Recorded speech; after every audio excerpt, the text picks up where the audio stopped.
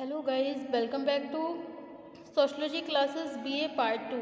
Today our topic is types of crime, अपराध के प्रकार. ओके, तो आज का टॉपिक है हमारा अपराध के प्रकार. So without wasting much time, we should start this video on this topic, types of crimes. Okay students.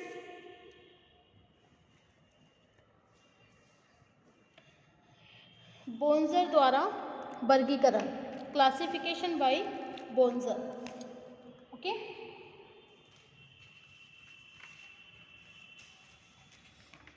सभी अपराधों की प्रकृति समान नहीं होती.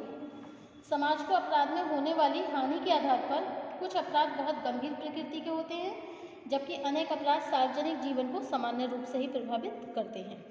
विभिन्न अपराधों के पीछे व्यक्ति की प्रेरणाएं भी समान नहीं होती. अनेक अपराध किसी आवेग, उत्तेजनापूर्ण दशा या मनोविकार का परिणाम होते हैं, जबकि बहुत से अपराध अत्यधिक सोच समझकर नियोजित ढंग से किए जाते हैं. समाजशास्त्रियों तथा अपराधशास्त्रियों द्वारा विभिन्न आधारों पर अपराध के जो वर्गीकरण दिए जाते हैं, उन्हें स्पष्ट करने के साथ ही एक ऐसा सामान्य वर्गीकरण प्रस्तुत करना आवश्यक है जिसकी सहायता से विभिन्न प्रकार के अपराधों की प्रकृति को समझा जा सके. ओके, बोन्जर द्वारा वर्गीकरण. नंबर 1 है बोन्जर द्वारा वर्गीकरण, क्लासिफिकेशन बाय बोन्जर. बोन्जर ने अपराधों को अनेक उद्देश्यों एवं प्रेरणाओं, मोटिव्स के आधार पर 4 प्रमुख वर्गों में विभाजित किया. ओके, नंबर 1 आर्थिक अपराध. आर्थिक अपराध वो अपराध होते हैं जो धन प्राप्ति करने की इच्छा से किए जाते हैं. उदाहरण के लिए डकैती, लूट, चोरी, गबन, तस्करी आदि इसी तरह के अपराध हैं. ओके, सेकंड है यौन अपराध. इसका उद्देश्य पार्श्विक प्रकृति को असामाजिक ढंग से संतुष्ट करना है. ओके, नंबर 3 है राजनीतिक अपराध. इसका उद्देश्य राष्ट्रीय हितों को हानि पहुंचाना होता है. इसके अंतर्गत देशद्रोह सबसे गंभीर अपराध है. सत्ता का दुरुपयोग करना,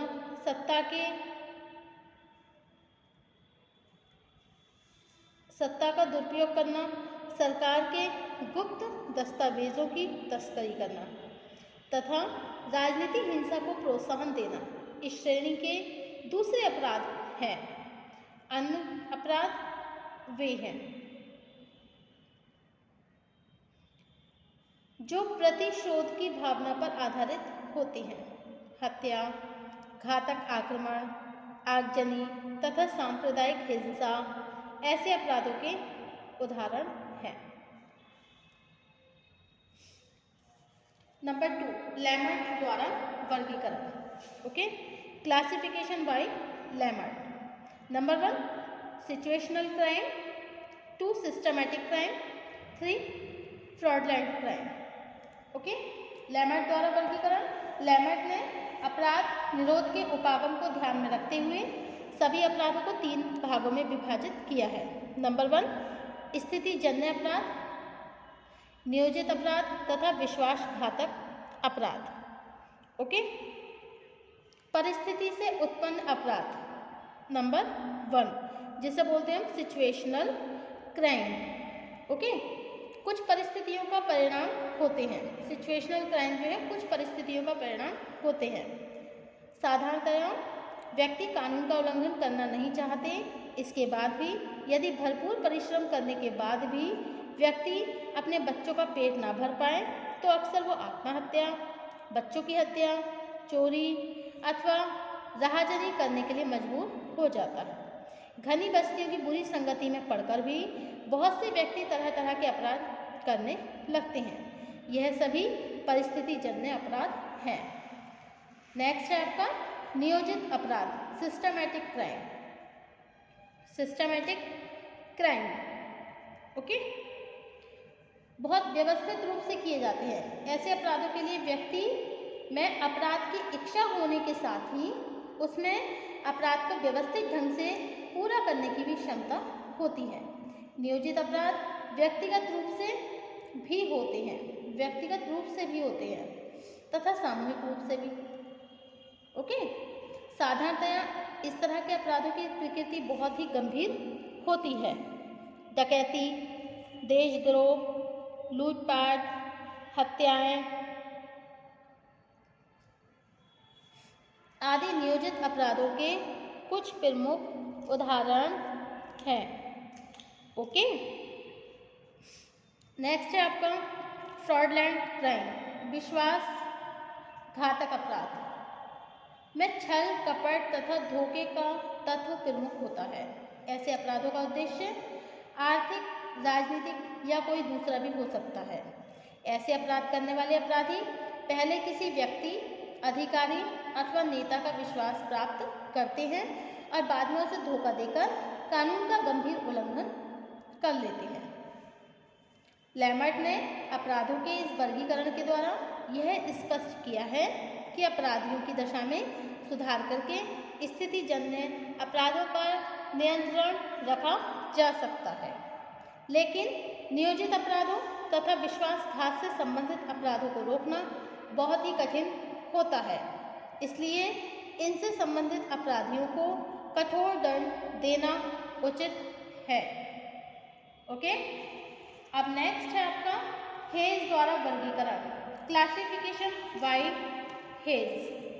ओके, अपराध से होने वाली हानि की प्रकृति को ध्यान में रखते हुए हेज ने अपराधों को 3 भागों में विभाजित किया है। नंबर 1 है व्यवस्था के विरुद्ध अपराध, संपत्ति के विरुद्ध अपराध, ओके, और व्यक्ति के विरुद्ध अपराध। नंबर 1 है व्यवस्था के विरुद्ध अपराध, क्राइम अगेंस्ट ऑर्डर, जिसे हिंदी में हम बोलते हैं व्यवस्था के विरुद्ध अपराध। ये वो अपराध होते हैं जिनसे सार्वजनिक जीवन को हानि पहुंचती है तथा जनसाधारण में असुरक्षा की भावना भी पैदा होती है।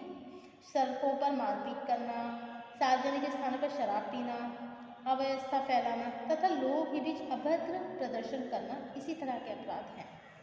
सेकंड है क्राइम अगेंस्ट प्रॉपर्टी मतलब संपत्ति के विरुद्ध अपराध।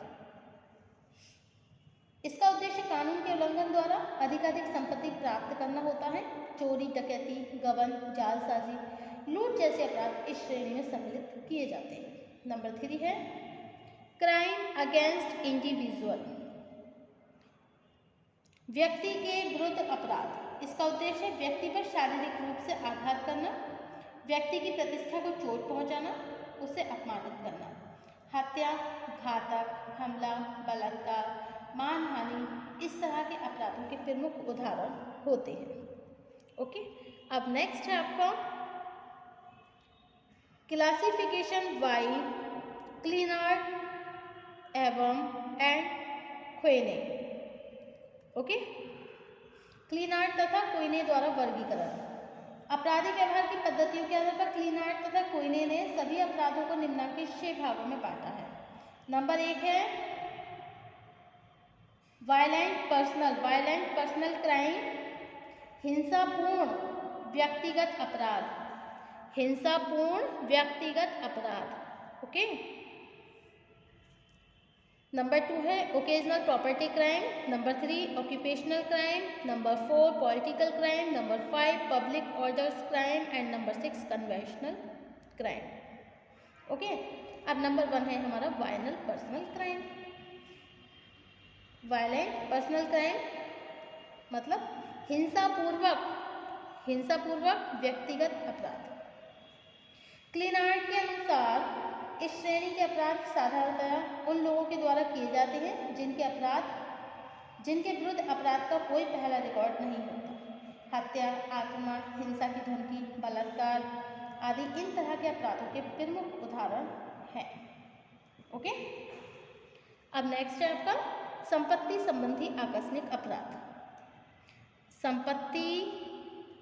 संपत्ति संबंधी आकस्मिक अपराध जिसे बोलते हैं ओकेजनल प्रॉपर्टी क्राइम। अपराधी प्रवृत्ति के लोगों द्वारा ऐसे अपराध केवल कभी कभी किए जाते हैं। इन अपराधों को एक व्यवसाय के रूप में नहीं देखा जाता। दुकानों में चोरी करना, घरों में छोटा मोटा सामान चुराना, इस तरह के अपराध हैं। अब नेक्स्ट आएगा आपका ऑक्यूपेशनल क्राइम। ऑक्यूपेशनल क्राइम मतलब व्यावसायिक अपराध। ओके, ये अपराध तुलनात्मक रूप से अधिक गंभीर प्रकृति के होते हैं। ऐसे अपराधों को व्यक्ति द्वारा साधारणतया अपने व्यवसाय के रूप में किया जाता है। अब नेक्स्ट है आपका पॉलिटिकल क्राइम, राजनीतिक अपराध। इस श्रेणी में उन अपराधों को सम्मिलित किया जाता है जिनका उद्देश्य राजनीतिक अथवा कूटनीतिक लाभ प्राप्त करना होता है। शत्रु देश को अपने रहस्य देना, अपने देश के विरुद्ध जासूसी करना, देशद्रोह आदि इसी तरह के अपराधों के प्रमुख उदाहरण हैं। नेक्स्ट है सार्वजनिक व्यवस्था संबंधी अपराध, public order crime. Public order crime सार्वजनिक व्यवस्था संबंधी अपराध। ऐसे अपराधों का उद्देश्य समाज में व्यवहार संबंधी उन नियमों का उल्लंघन करना है जिन्हें सामाजिक व्यवस्था को बनाए रखने के लिए जरूरी समझा जाता है। नेक्स्ट है आपका कन्वेंशनल क्राइम मतलब परंपरागत अपराध। ओके, चोरी, डकैती, लूटमार अपराध ऐसे कन्वेंशनल होते हैं। ओके, जैसे चोरी करना, डकैती करना, लूटमार करना, दंगा करना, अपहरण करना। तो ऐसे अपराधों में लगे हुए लोग अपनी आजीविका का एक पूरक स्रोत मानते हैं। बाह्य तौर पर परंपरागत अपराध करने वाले लोगों की आजीविका के साधन कुछ और होते हैं, लेकिन आंतरिक रूप से वे अवसर पाने पर इस तरह के अपराधों में लिप्त हो जाते हैं। Okay, thank you for watching my YouTube channel. Thank you so much guys. Next topic होगा हमारा अपराधों का सामान्य वर्गीकरण, general classification of crime. Thank you.